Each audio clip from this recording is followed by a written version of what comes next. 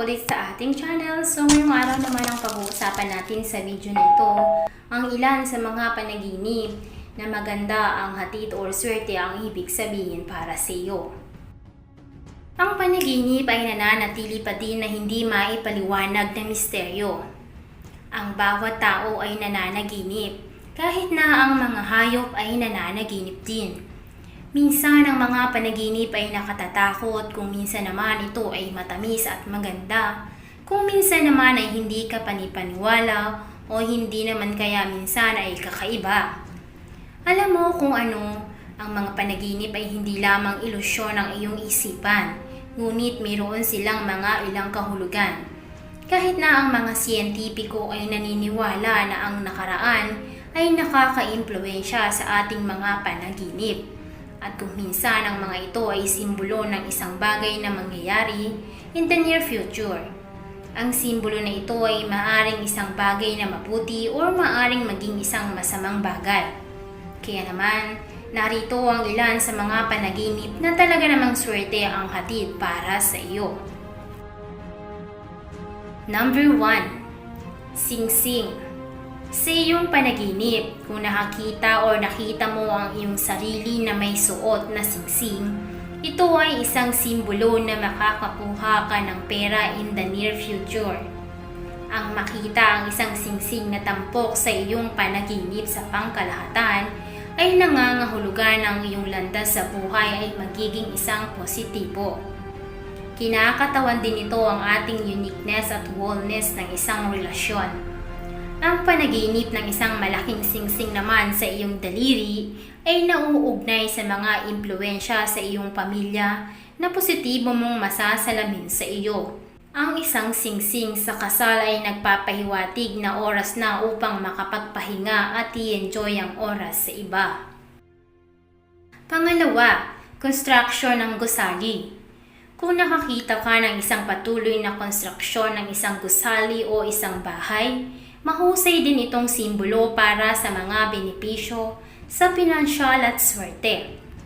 Ang managinip ng isang bagay na nasa ilalim ng konstruksyon ay kumakatawan sa isang bagong pananaw sa buhay na nabuo.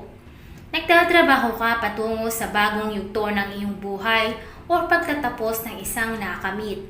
Ang masipag na gawain ay mapunta sa isang layunin o pangmatagalang proyekto. Ang pagbuo ng bagong gusali ay maaari ring sumasalamin ng maraming pagpapabuti sa sarili na iyong ginagawa. Dahil ang mga gusali ay sumisimbolo sa lakas at kayamanan ng emperor, ang kanilang pagmamay-ari at kasanayan sa lupain. Pangatlo, bulaklak ng lotus. Ito ay isang magandang bulaklak at ang pagkakita rin nito sa mga panaginip ay may magandang kahulugan. Nangangahulugan ito na maaring magkaroon ka ng isang pagkakataon upang makakilala ng isang magandang babae kung ikaw ay wala pang asawa. Ito rin ay isang magandang simbolo ng luck, fortune at pera para sa mga babae at lalaki. Ang pananaginip ng lotus ay sumisimbolo sa espiritual na kaliwanagan at paglago, innocence at kagandahan. Ito rin ay nagsisilbing isang maliwanag na ilaw sa mahihirap na oras. Ang bulaklak ng lotus ay isa ring simbolo ng pag-asa. Ang nakakita ng lotus na bulaklak ay nagdudulot din ng lakas ng loob upang matulungan kang makitungo sa mahirap na hamon ng buhay. Maaari rin itong maging paalaala upang maging mapagpakumbaba. Maaari rin itong isang oras na kailangan mo nang tumuon ng higit pa sa iyong inner growth upang matulungan ka sa iyong kasalukuyang mga hamon. Ang pagkakita rin ng isang puting bulaklak ng lotus ay kumakatawan din sa kadalisayan at innocence. Maaring ito nga ay patungkol sa iyong espiritualidad. Maaari din itong mga hulugan na kailangan mo nang gumawa ng aksyon upang suportahan ang iyong tunay na paniniwala. Ang isang asul na bulaklak naman ng lotus ay nagpapahiwatig na kailangan mong makinig ng higit sa iyong mga intuition sapagkat hawak nito ang mga sagot. Pang-apat, araw ng paghukom. Ang araw ng paghuhukom sa iyong panaginip ay nangangahulugan na naglulunsad ka ng isang initiative at kumita ng maraming pera mula sa gawain ito. Gayon din mawawala ang iyong mga problema sa lalong madaling panahon. Pagkatapos mong makita ang panaginip na ito at magkakaroon ka ng yaman sa hinaharap. Bukod dito, ang panaginip na ito ay nagpapahiwatig na ang lahat ay humahanga sa iyong mga pagsisikap and usually. At ikaw ay magiging napakayaman at ang kayamanan na ito ang magpapaginhawa sa iyo. Ang mga panaginip na ito ay hindi nangangahulugang magtatapos ang mundo o matatapos kaagad ang iyong buhay. Ngunit ito ay tinuturing na babala lamang na magdadala ng pagbabago sa iyong buhay, mga relasyon, negosyo at pagkakaibigan. Kung hindi magkakaroon ka ng mahirap o maaharap ka sa isang bagay na maaaring makasakit sa iyo.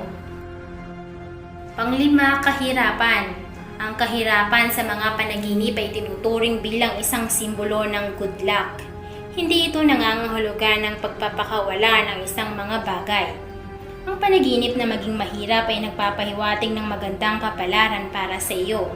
Ngunit ang pananaginip mo naman sa iba na napakahirap ay nagpapahiwatig na magdurusa ka sa pagkawala. Ang isang babaeng nananaginip ng kanyang asawa na naghihirap ay nagpapahiwatig na siya ay yayaman at sila ay mabubuhay ng masayang buhay. Pang-anim, baka. Ang baka sa panaginip ay palaging simbolo ng isang mabuting bagay. Lalong-lalo na ang panaginip na paggatas ng baka sa mga panaginip ay katiyakan ng magandang kapalaran. Pang-pito, ang balanse. Ang pagkakita ng isang balanse sa iyong mga panaginip ay nagpapahiwatig na maaari kang magkaroon ng isang mahusay na kita sa iyong negosyo. Ang balanse ay isang simbolo ng swerte din. Pangwalo, paglalaro ng mga card. Ang paglalaro ng mga card sa iyong mga panaginip ay isang simbolo ng pag-asa sa iyong buhay, lalo na kung nanalo ka sa laro ng panaginip. Ngunit ang paglalaro para sa mga pusta ay maaring simbolo ng mga paghihirap na paparating sa iyong buhay. Pang-9, Apocalypse. Ang pananaginip na ito ay nangangahulugan na dapat kang lumayo sa kaakit-akit, ngunit walang imik na mga bagay at dapat mong tapusin ang iyong pakikipagkaibigan sa mga taong may pusong itim at isave ang iyong paniniwala sa Diyos. Kung hindi mo ito gagawin, pagkakaproblema ka at mawawalan ka rin ng kalayaan. At ang panghuli, pananaginip ng isang himala. Ipinapahiwatig nito na kumikita ka ng maraming pera sa iyong trabaho, sa iyong matagumpay na pakikihinuha na ikinagulat ng lahat. At siya na nga po ang 10 panaginip na may magandang ibig sabihin o ipahiwatig sa ating buhay. Ngunit paalaala lamang po, ito ay tanging mga gabay lamang na hanggang sa ngayon ay hindi pa rin nare-resolba ang mga misteryo ng ating panaginip. Ngunit hindi po ba maganda kung ganito nga ang ibig ipahiwatig sa atin ng mga panaginip na ito? Pero tandaan nyo lamang, kailangan nyo pa rin magsikap at magdasal dahil nasa kamay natin ang ating ikakatagumpay. Kaya gawin nyo lamang pong mga gabay ang mga napapanood nyo sa videong ito. Salamat at good luck sa lahat! Panaginip tungkol sa pagkapanalo ng pera. Ito ay isang indikasyon ng iyong mga damdamin ng kaligayahan at pagiging mapalad. Maaari nilang ipahiwatig ang bigla ang mga natamo na pera at mapagkukunan sa pamamagitan ng ilang mga hindi inaasahang sitwasyon. Panaginip tungkol sa pagnanakaw ng pera. Maaring ipahiwatig ang paggawa ng anumang kinakailangan upang mahuwa ang iyong nais. Panaginip na nanakawan ka. Ito ay maaaring magpahiwatig ng ilang negativity na iyong kinikimkim, tulad ng mga negatibong kaisipan at laging inaasahan ang pinakamasama. Ang ganitong pag-iisip ay nagpapaliit ng iyong tiwala sa sarili at pananalik sa iyong mga kakayahan. At yan ang ilan sa ating mga panaginip tungkol sa pera, mga kahulugan at interpretasyon. Pero paalala lamang po, ito ay mga gabay lamang. Walang sino man sa atin ang makakapagsabi ng mga tunay na mangyayari o magaganap sa atin.